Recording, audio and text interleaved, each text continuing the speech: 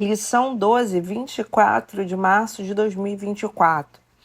Tema: o papel da pregação no culto. Texto áureo: que pregues a palavra, instes a tempo e a fora de tempo, redarguas, repreendes, exortes com toda a longanimidade e doutrina. 2 Timóteo, capítulo 4, verso 2. Verdade prática. Pregar a palavra de Deus é a sublime missão da igreja. É por intermédio do ministério da palavra que vidas são salvas, transformadas e edificadas. Leitura bíblica em classe. 2 Timóteo, do capítulo 4, versos do 1 ao 5. Conjuro-te, pois, diante de Deus e do Senhor Jesus Cristo, que há de julgar aos vivos e aos mortos na sua vinda no seu reino. Que pregues a palavra, instes a tempo e fora de tempo, redarguas, repreendas, exortes com toda a longanimidade e doutrina, porque virá tempo em que não sofrerão a sã doutrina, mas tendo comichão nos ouvidos, amontoarão para si doutores, conforme as suas próprias concupiscências, e desviarão os ouvidos da verdade, voltando às fábulas. Mas tu, se sóbrio em tudo, sofre as aflições, faze a obra de um evangelista e cumpre o teu ministério. Comentário. Introdução. Nesta lição, veremos a importância da pregação bíblica, denominada como Ministério da Palavra. Nesse aspecto, para refletir a glória de Deus, a pregação precisa manter o propósito para o qual foi estabelecida: revelar Deus e educar a igreja. Por isso, podemos afirmar que o ministério da palavra é importante, pois assim a igreja é edificada e moldada pelos valores do reino. Uma igreja em que a palavra de Deus não tenha primazia, tanto na ação evangelística quanto na discipuladora, é uma igreja fraca. Portanto, a natureza da pregação precisa ser bíblica e cristocêntrica. Em outras palavras, deve possuir sólidos fundamentos. Tópico 1. Ministério da Palavra e seu propósito. 1. A pregação como proclamação. O propósito mais sublime do ministério da palavra está no fato dele revelar Deus às pessoas. Frequentemente, as escrituras se referem a esse aspecto da pregação como sendo uma proclamação. O verbo grego kerisso, traduzido como proclamar, é usado nesse sentido em vários textos do Novo Testamento. Mateus, capítulo 3, verso 1, Mateus, capítulo 4, verso 23, Lucas, capítulo 4, verso 18, Atos dos Apóstolos, capítulo 8, verso 5 e Romanos, capítulo 10, verso 8. Nesse aspecto, a pregação tem o propósito de revelar Deus às pessoas. 1 Coríntios, capítulo 1, verso 21.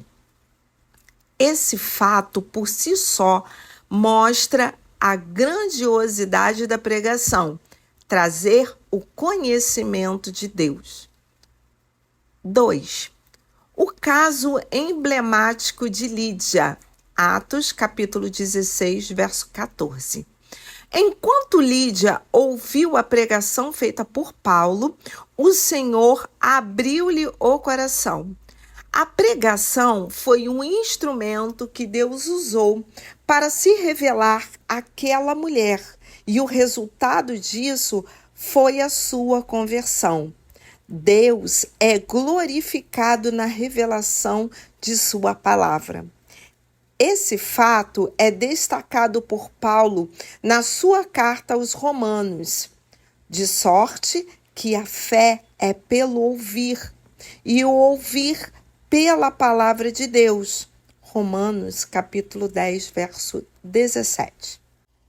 Assim, devemos nos conscientizar de que a pregação da palavra de Deus é mais do que uma simples exposição de ideias, mais do que um discurso inflamado.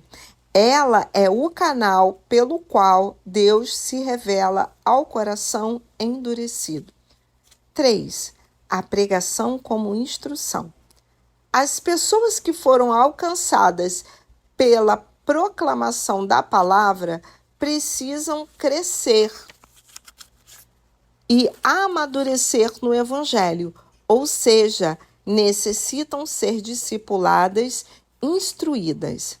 É significativo o fato de que o ministério de Jesus tenha o ensino como um dos fundamentos e percorria Jesus toda a Galileia, ensinando nas suas sinagogas. Mateus capítulo 4, verso 23.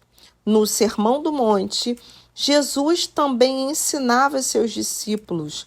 Mateus capítulo 5, verso 2. Assim também, o apóstolo Paulo gastou grande parte de seu tempo ensinando aos crentes. Atos, capítulo 18, verso 11. Paulo chegou mesmo a exigir de alguém que tivesse pretensão ministerial que fosse apto para ensinar. 1 Timóteo, capítulo 3, verso 2. Tudo isso mostra a importância do ministério do ensino e a responsabilidade de quem o exerce. Tópico 2. O ministério da palavra e sua importância. Tópico 1. A edificação da igreja. A palavra tem a importante função de edificar a igreja. Essa edificação vem pelo confronto que o Espírito Santo traz pelo ministério da palavra, que exorta e consola.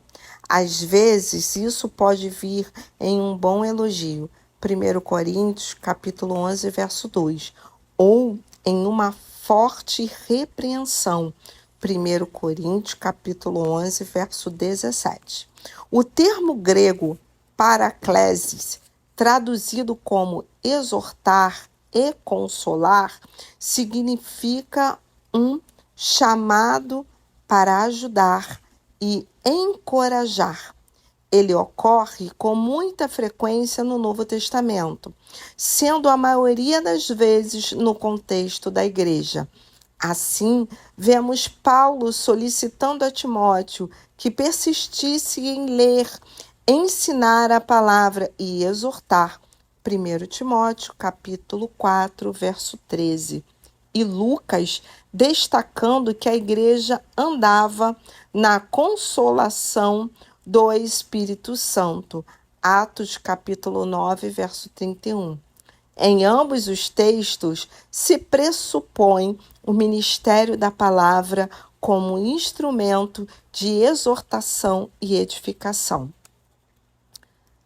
Tópico 2.2. Formação de valores.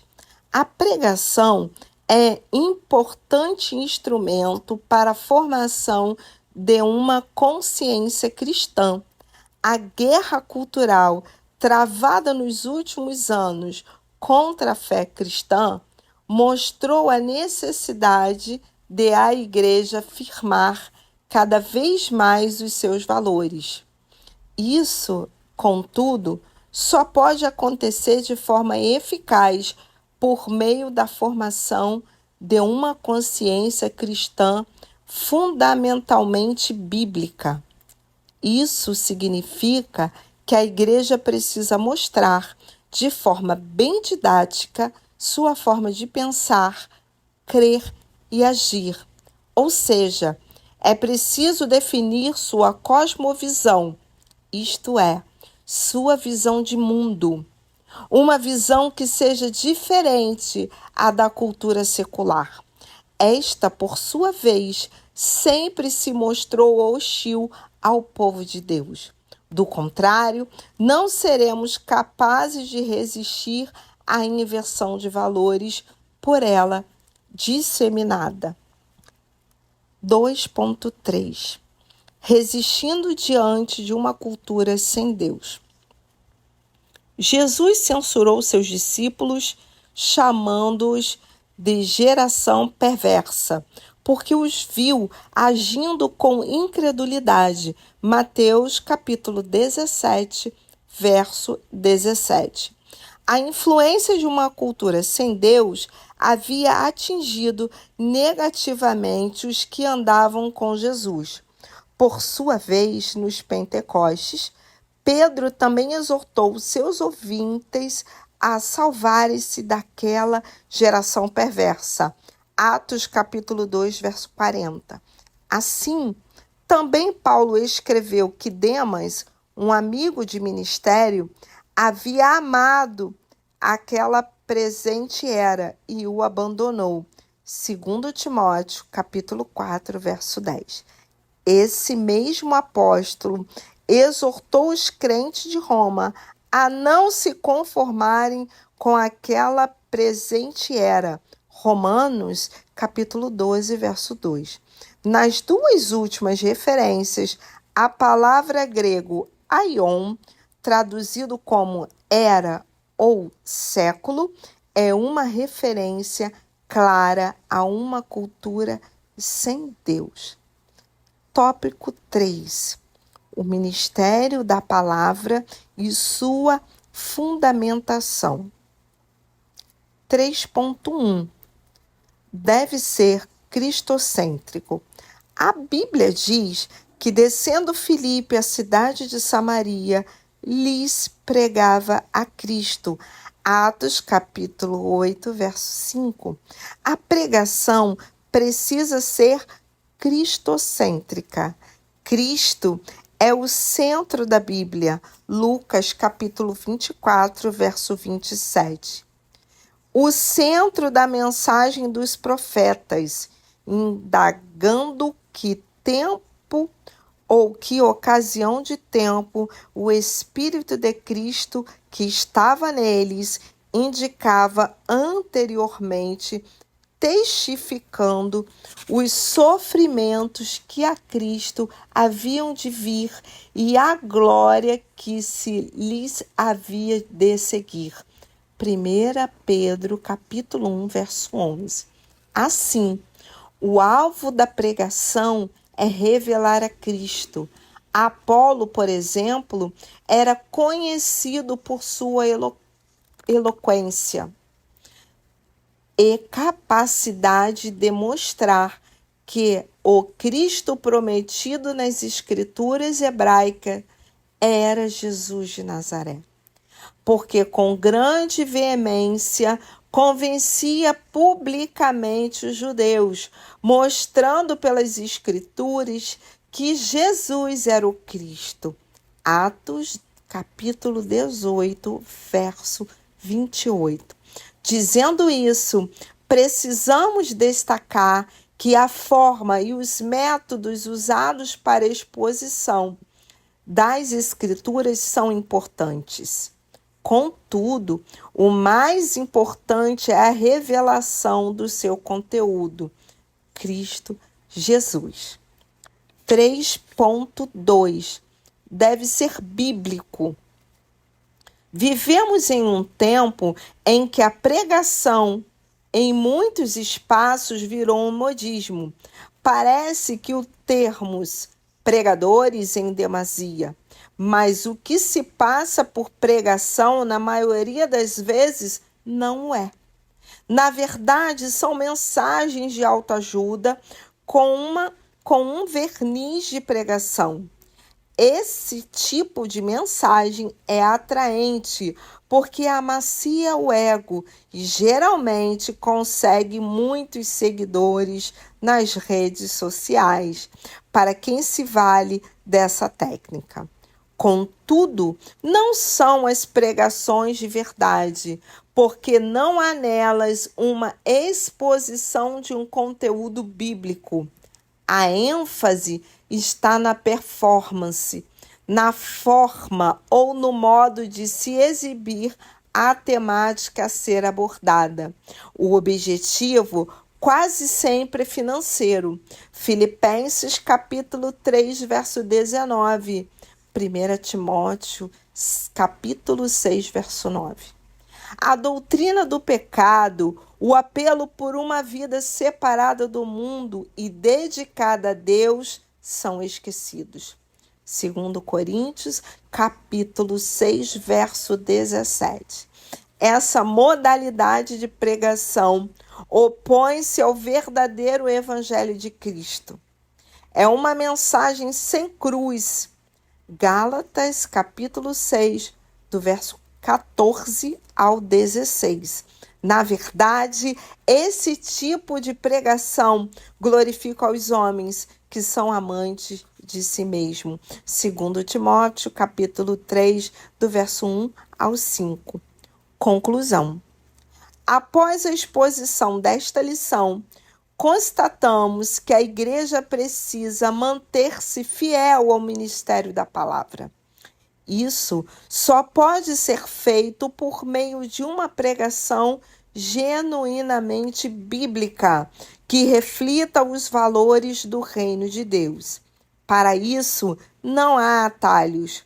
Numa cultura cada vez mais hostil à fé cristã, a igreja necessita proclamar as verdades do reino por meio da poderosa pregação da palavra de Deus.